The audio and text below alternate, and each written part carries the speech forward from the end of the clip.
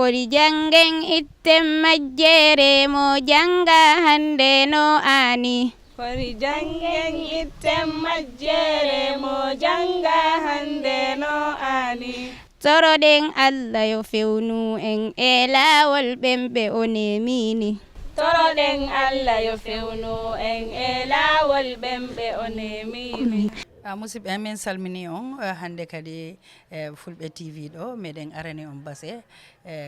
jokkere en ɗan jamano invité men ɗo tawata ko jokkere en ɗam ɓe jokki ɗo ko ɗum waɗi ɓe addori men yomen ndaaro ko feƴƴata ɗo kon kono en watta e hunde sina tum mi jonna mo annduɗa komi faala yewtudude e o programme ɗo musidɗo no wiyeteɗa assalamu aleykum rahmatullahi wa barakatu miɗo wiye Abdourahmane Cissé nam base ko ɗo mi jeeya Cissé si meɗen faala anndude Abdourahmane Cissé ko hombo ko honɗum wolanta ɓen fiima tun ko raɓɓiɗi ko honto jibineɗa honto jannguɗa e golle ɗen seeɗa tan si ara e ko fewndi ko bisimillah wel ko ɗo mi jibina base Santa Suuɗo ko takko julurde mawde in the early 50s mi waɗi nursery school ga school moɗaɓe ɗo ga takko marché St Albert from nursery mi naɓa Mansajang ko ɗon waɗumi primary education on in those days it used to be called standard me ya standard 4 mi ƴetti common entrance some of my classmates Amadou Julde Diallo imo Mansajang minen ƴettuno ɗo common entrance plus wiyeteɗo Boun Ndiaye at one time principal Muslim high school Tombong Camara en minen fof wonduno class primary school joni min e Boun min yaade Armitage apparently in the mid 60s from Armitage ƴetti O levels an mi yeeyi ɗum college in the early 70s from college mi waɗa post Crab Island Junior Secondary School mi waɗi ɗon teach for a couple of years, after which mi yeehi to Sierra Leone to go and do my higher teacher certificate at Milton Magai. University alaɗo ko college on taw no on time university siwa arde Gambia kala faala ɗo wadde advanced studies after college you either go to Ghana to go and study your ATC in Winneba or you go to Freetown. Mi non ko Freetown mi yano. Some of my classmates were the late Jenyeri Sanyang. He was my classmate and my roommate throughout our stay in Sierra Leone. And we got on very well. Shared the same courses. Kanko, he studied mathematics and geography, whilst I studied biology and agricultural science. Anyway. fulɓe ɓen accanande ko yafono ɗelan yafono ɗelan gila mi Sierra Leone mi yeehi mi ari Gambia high school. Hanko no jannguɗa toon Sierra Leone? Biology and agricultural science, plus geomorphology. It's a branch of geography, plus of course psychology. So the janga, psychology, sociology, and mathematics.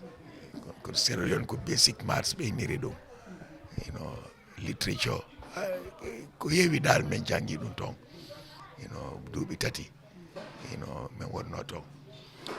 Awa gila mi gayni Sierra Leone mi arti, mi naɓa Gambia High School. Jannugol. Bansang mi adori. From Bansang, maybe scholarship, maybe London. My undergraduate course. scholarship on ko laamu jonno non Oh yes, British Council scholarship men heɓuno mi arti gila mi arti noon mi naɓa Gambia High School mi janni ɗon waɗi 4 from Gambia High School mi waɗi join aga wiyete West African Examinations Council office ɓetowo gandal dal gande sukaɓe janggoɓe o school ko ɗon wonnomi ha Allah waɗi mi ƴettima retirement in 2013. so waywa ka education dal ka talima jande Gambia ɗo no wawi ko wawata wajade sukaɓen e laamu Gambia no ɓe waɗira improve e telema jande ɗen ko wakkilade rek nangugol sooɓe sukaɓen joni social media bonni hewɓe social media noon no wawi moƴƴinde suka no wawi bonnude suka on tigui sinangi sooɓe mobile ko library ɓuuri library on tigui janggay haga haaɗi ɗon kono siko puydan on tigui fuuyayde si tawi ko ɗum on tigui hakkille kin dari ko wajitomi sukaɓe rek koɓe nango sooɓe ɓe jangga eyyi telema noon education on a wi common entrance laamu ittino ɗum ɗon kono ɗum watta advice laamu ngon telema ɗum ɗon kadi telema hono ɓe waɗirta improve jande nden saabu ɓe innayi surtout government schools ɗin ɓe enna jande koka private ɓuuri wonde ko hon ɗum woni opinion ma private schools no moƴƴi government schools no moƴƴi ko boni ko jikku sukaɓe ɓen eyyi so tawi mawɗo ma nattinima private school anniya makko ko ya heeɓu maximum concentration e ticaɓe because wonno private schools hewani sukaɓe eyyi kono so wona ɗum kay jande nden fof ko gotum bukkuji ɗi fof ɗi koɗi gotum te ticaji ɗin ɗi ɓurɗa ticaɓe ɓurɗa min ko sukaɓe felaymi eyyi si suka wakkilike wona ka tica de koko suka o si suka fuuyi wona tica o ko suka o sukaɓe woɓɓe no toon si tica waɗi absent they take it as a break daka ɗum ko time fiji daru si tica arani tica nawni wona tica yeehi dula arani law ƴettu bokkuji ma ɗi yewtuda e bokkuji ɗin wala yahaga library waɗa study ko ɗum nafatama gonga ɓeya ko neɗɗo wawi ne'ude o kosi ne'eɗo jaaɓi ne'ede eyyi Allah fewnu sukaɓe lawol siratal moustaqima joni noon a wi a woni toon Kombo toon ha waɗi ritaya hiɗa jogui toon galle ko noon decide ɗa pour hiltagol ka jibinaɗa ga well miɗo yiɗi Kombo de ngal Allah ko ɓuuri duuɓi 4 miɗo Komba gila komi sagata ha Allah hokkila retirement min moggo jandani golle ɗen fof ko Komba waɗumi sina hitande wotere darmi Bansa te ɗum kadi hitande ngay timmani on tuma no yami to England ko artiri mi Basse well ko ɗon wudduan ɗum ira number 1 number 2 mi wawata accude galle mi jooɗo Kombo ko weli fop ko kam ɓuuri welde eyyi te alhamdulillahi comme mawɗo hande ka famille eyyi si mi ala ka galle ɗen wulgay eyyi yo Allah suuru woɗɗina eyyi ɗum waɗi mi jooɗi ka galle miɗo andi ɗum sa nani a jooɗi e galle a wanno toon goɗɗum saabu sa daari 2016 fewndo yimɓe dogata ɓe ara ka ɗowri tawa ɓe waɗani toon hay hunde no hersini ka yuruɗa toon fi tun a yeehi ɗaɓɓere yejjita ka yuruɗa kon mi andi ɗum ɗo wajoto yimɓe boyi so hiɗa ɗo hiɗa waɗa enjoy life ka jibinanoɗa ɗon wurtintina ka mawɓe ma fuɗɗi gaynitoɗa mbiɗa andi noon ko sababu ɗum addi ha min ari ɗo because min ari ɗo ko wurtindingol cosan famille ji mon ɗi annduɗa ɓe fuɗɗino goɗɗum ɓe dartini joni ɗon faalaɗo wurtinde kono ɗum wolanta men fi o ziyara mo fuɗɗi memmintin ɗon kadi miɗo anni ko haalami dal ziare on alhamdulillahi ɓaari tun ari hakkille famille on pour wurtingol yo Allah nawru ɗum yeeso because mawɓe ɓen fuɗɗino ɗum minen ko ɗo min janggi alqurana alaji karamo soriba te alaji karamo soriba ko mawɓe hanki base ko yimɓe tawa Allah hokkiɓe balɗe Allah hokkiɓe cellal ɓe wuuri for a long time Allah hokkiɓe famille alaji karamo soriba ko esirawo Alfu Seni Fofana on noon wonno soro amen minen fof karamo soriba ko yaya an o tiggi karamo soriba ari ko taaliɓe Alfu Seni Fofana ƴetti ɓiɗɗo makko debbo o hokkimo ɗum woni Anti Marie Fofana koye ɗengalle men jooɗi ɗo minen min jibina min tawi alaji karamo soriba no janna ɗo ga galle awa gammo kadi watteno ɗo hitande be waɗano ɗo gammo on gammo noon woni ko yaaji joni Fofana kunnanaɓe kadi ɓe iyen hoore maɓɓe joni fof woni hunde wotere Camara e Fofana fof onon fof woni hunde wotere dal ɗaƴƴere nden noon ko kalaji karamo soriba eyyi awa Fofana kunnanaɓe ɓen kadi ɓadde ko hunde wotere koye famille o tawa fof moɓodiri joni waɗi ɗum gammo goto ko gammo walla ko ziare walla conférence mi anda mawɗo gorko on ko gammo waɗayno hitande be no serte gammo wattenode ka juulirde eyyi minen tenoyayno men adda leɗɗe ko defirte minen waɗayno ɗum fop eyyi hay tanta on koɗeteno on time ko parlaji mi waɗayno use min yayno ko ladde men soppa leɗɗe min adda ko ɗo min waɗayno ɗum gattande ɗo eyyi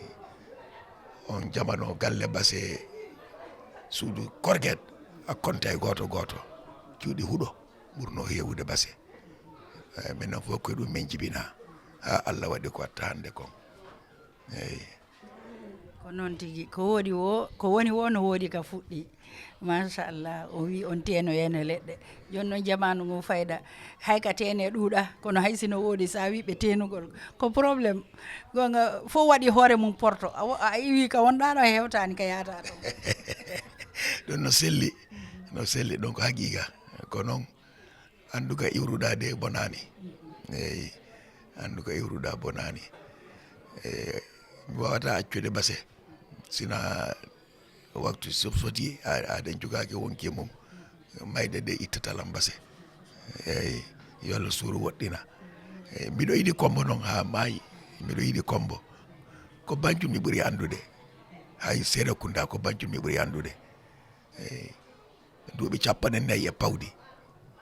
mbiɗo saare wotere ɗum wona balɗe 40 gonga ko wiɗa ko ndu suudu nde jooɗine ɗo e mum de galle on tuma ko fof ko cuuɗi huuɗo won fof ko cuuɗi huuɗo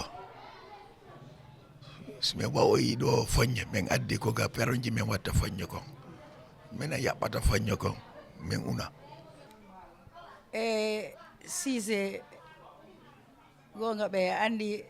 Gambia ɗo fof ko arɓe ko sakkitiɓe arɓe ɓen tan yawa surtout minen Pullo Fouta so ɓe mawɓe ɓaɓe ari ɗo ɓe waɗi duɗal janal mbiɗa andi piiji go an a manditake koko seeɗa ko manditiɗa kon ɓe tawi mbiɗa andi won hara ɓe tawi juulirde no darna ɗo ka ko honno famuɗa ɗon ko famumi ɗon kan gila mawɓe ngari ɓe yajintingal juulirde nden eyyi ɓe yajintin dunde ɓari arugol makko basade dina no base eyyi dina no base juulirde kadi no base juule no base juulirde no base o yajintin place on gila o ari soko nde juulirde nde woni central mosque bosam joni eyyi nde mawɗo gorko no mayata ɓon hari wonani mawnirno galle no sera ɗon galle mamirawo amen on ko tokara moɗon mama men kajjatu kono ɗum ɗo menen men yiiɗe ɗen galle men seedike ɗen galle ede sertuno e ga jurde nde woni eyyi gila mawɗon gila ɗum waɗi duuɓi ino mama men feƴƴini ɓe jurde nden ɓuura yajinede eyyi non machallah nde juulirde fayda sifa mayre ɗuuɗa Gambia ko hombo waɗine maintenance ha nde labirani Hamidou Dia eyyi Hamidou Dia Hamidou Dia waɗi ɗum ni no nde wayni hande ko Hamidou Dia kono ɗo e Hamidou Dia inde mawnunode eyyi mawɓe basse ɓen kadi accirano nde ni eyyi from time to time waɗano ɗum waɗi rénovate mawnindinide eyyi mawɓe basse ɓen golliɗe ɗo e Hamidou Dia arde ko Hamidou Dia noon sakkiti no nde wayni hande e galle ɗen no wayni hande Allah e Hamidou Dia e duwaji